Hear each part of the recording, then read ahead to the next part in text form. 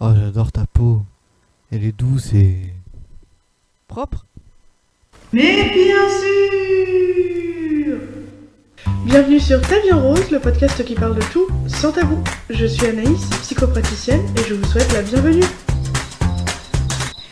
Salut à toi et bienvenue dans ce nouvel épisode du podcast Ta vie en rose. Je suis ravie de t'accueillir dans ce nouvel épisode du jour. J'espère d'ailleurs que tu vas prendre beaucoup de plaisir à l'écouter, en tout cas autant de plaisir que moi j'ai de l'enregistrer. J'espère que tu es confortablement installé. Je vais me présenter rapidement comme dans tous les épisodes passés. Je suis Anaïs Collin, psychopraticienne et sexologue. J'exerce sur la ville de Caen en cabinet, mais aussi en visioconférence, et j'ai le plaisir de faire depuis plusieurs mois maintenant des podcasts, des épisodes de podcasts sur beaucoup de sujets traitant des questions sexologiques, psychologiques, des étapes de vie, des épreuves à franchir, des caps voilà, qui s'enchaînent, des décisions à prendre aussi. Voilà, on en parle dans les épisodes de podcast. Je vous donne quelques pistes de réflexion, quelques pistes d'action aussi, et j'espère que ça vous est utile. Voilà, donc aujourd'hui on va parler des conversations qu'on peut avoir autour des relations sexuelles, mais aussi du fait de parler pendant l'acte sexuel, donc ce qu'on pourrait appeler en anglais le dirty talk.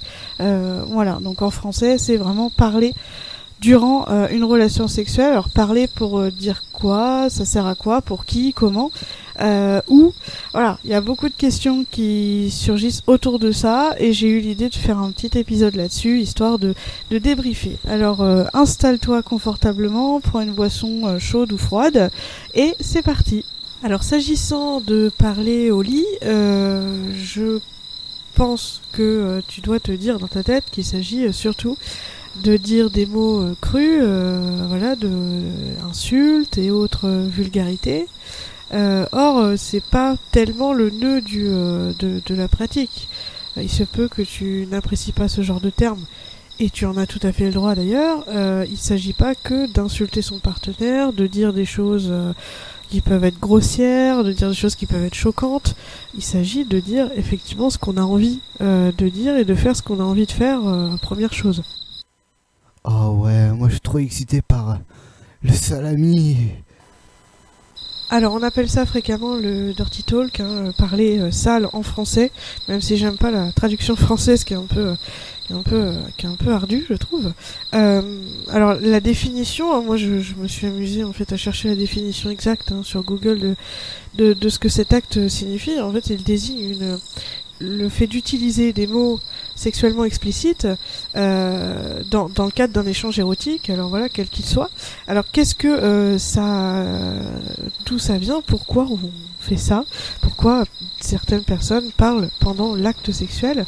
Eh bien la voix est tout simplement un puissant stimulant, puisque ça va tout droit au cerveau, et là il s'agit bien du cerveau et non des organes génitaux, puisque la sexualité passe eh bien avant tout par la tête, tout simplement. Et c'est vrai que du coup on pense souvent aussi que le dirty talk est adressé en priorité aux femmes, puisque les femmes, il leur faut un petit peu plus souvent pour être excitées, être complètement dans le lâcher prise, etc. C'est effectivement le cas, mais les hommes aiment aussi cette pratique. Ce n'est pas réservé qu'au genre féminin, contrairement à ce qu'on peut imaginer la plupart du temps. Et effectivement, la voix, l'utilisation de mots crée des images dans la tête. Alors ça veut pas dire qu'on pense à quelqu'un d'autre, ou ça veut pas dire qu'on pense à quelque chose d'autre que ce qu'on est en train de faire, mais tout simplement ça crée des images dans la tête, ça fait des résonances, et on peut du coup décupler son excitation, exprimer aussi, en profiter pour exprimer une envie, parce que quand l'excitation est décuplée, ça nous désinhibe aussi, et du coup on peut exprimer plus facilement un fantasme, une envie, une sensation, contrairement à ce qu'on pense. Du coup le dirty talk, je le précise quand même, c'est ni réservé à la pornographie, ni aux relations extra-conjugales uniquement, et ça n'empêche pas d'avoir à côté une vie de couple quand il s'agit d'un couple qui le pratique. Ça n'empêche pas d'avoir une vie de couple tout à fait respectueuse par ailleurs. Il est où mon paquet de clopes là, sale truie? Mais chérie, on a fini là. Ah oui. Tu peux me dire où est mon paquet de clopes, s'il te plaît, mon amour? Maintenant qu'on a vu le pourquoi on parle au lit, la question c'est comment parler au lit. Alors la première chose que j'ai envie de te demander, c'est est-ce que tu en as envie? Voilà, si tu écoutes ce podcast, c'est soit peut-être par curiosité sur cette pratique, mais aussi peut-être par envie de t'initier à cette façon de vivre l'acte sexuel, cette façon de vivre ta sexualité, que ce soit avec un conjoint ou encore avec quelqu'un qui est de passage, quelqu'un que tu vois régulièrement sans forcément être en couple avec lui. Tout est possible, je le rappelle. Alors comment procéder à cette pratique qui est naturelle pour beaucoup, mais pas forcément pour toi? Alors déjà, ne pas être poussé par quelqu'un, ne pas le faire parce qu'on t'a dit que c'était bien et qu'il fallait absolument, et que allez, dis-moi des choses sales et dis-moi des choses que j'ai envie d'entendre, ça, forcément c'est non, mais l'envie doit guider effectivement cette pratique, et également la communication avant avec ton ou tes partenaires, pour voir ce que déjà s'ils aimeraient ça, parce que on peut avoir aussi cette peur que l'autre n'aime pas, et avoir cette peur que d'être ridicule, de faire un bide complet avec nos mots qu'on a soigneusement préparés. Donc déjà le mieux c'est de discuter avant, de pas être dans cette appréhension. Donc voilà, ce qu'ils aimeraient entendre, est-ce qu'ils aimeraient oui ou non, est-ce qu'ils aiment plutôt les choses vulgaires, plutôt les choses un peu plus douces, mais tout en étant excitantes, parce que c'est aussi possible.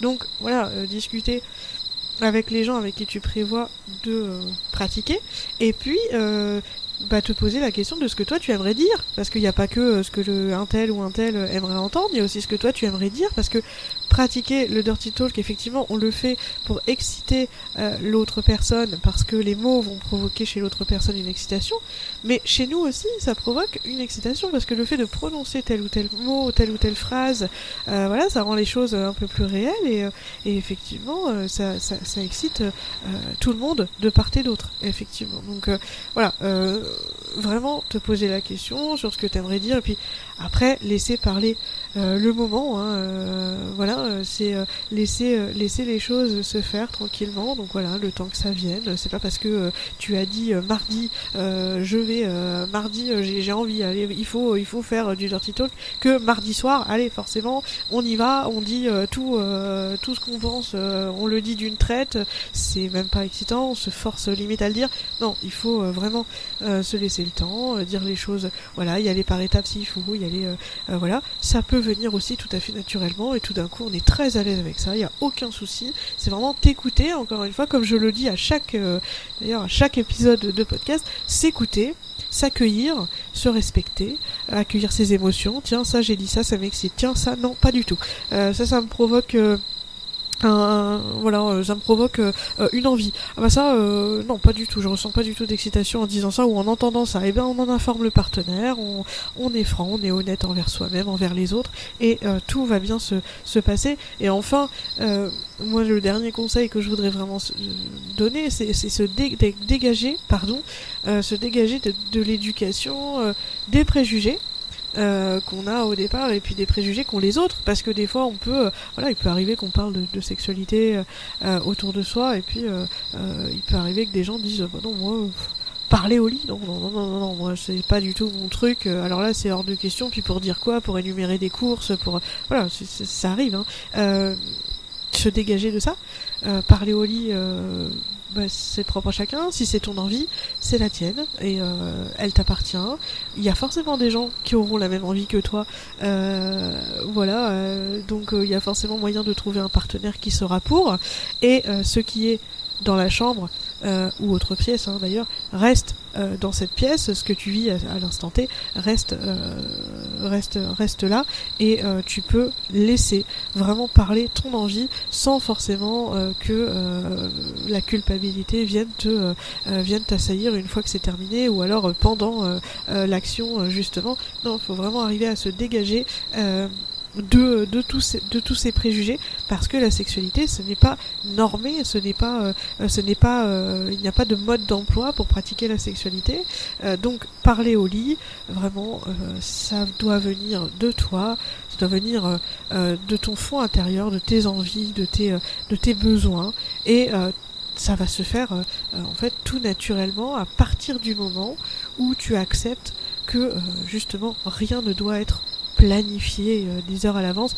Tu dois, à partir du moment où tu acceptes tout simplement que tu dois être spontané, que tu dois être toi-même, et bien que tu dois laisser parler ton corps, tout simplement. Bonjour à tous et merci d'être venus. Alors bon, avant toute chose, j'aimerais clarifier les choses, voilà, tout simplement. Avec Sandrine, en fait, quand on est au lit et quand je me mets tout nu, bon, elle adore m'insulter de gros dégueulasse juste pour m'exciter. Voilà, nous arrivons déjà à la fin de cet épisode de podcast, un petit peu plus court que les autres, certes, mais je l'espère tout aussi intéressant sur cette pratique qui est encore aujourd'hui assez tabou finalement. Je suis désolée par avance pour ma voix qui est un petit peu du nez. Voilà, ces jours-ci j'ai été victime d'un rhume, le temps se refroidit, donc voilà, c'est les aléas des podcasteurs, c'est que la voix on prévoit pas finalement. Je t'invite à me retrouver sur mon site internet taviesenrose.com pour voir un petit peu ce que je propose, et si besoin est réserver une séance avec moi, je le rappelle, en visio ou en présentiel. Et je t'invite également à visiter mes réseaux sociaux, Facebook, Instagram, ou peut-être même les deux, soyons fous, et à diffuser ce podcast à qui tu le souhaites et quand tu le souhaites. J'espère que cet épisode t'aura initié à cette pratique qu'est le Dirty Talk, soit pour te renseigner un petit peu plus dessus, soit pourquoi pas pour la pratiquer si telle est ton envie. Et en attendant, je te souhaite de bien te marrer.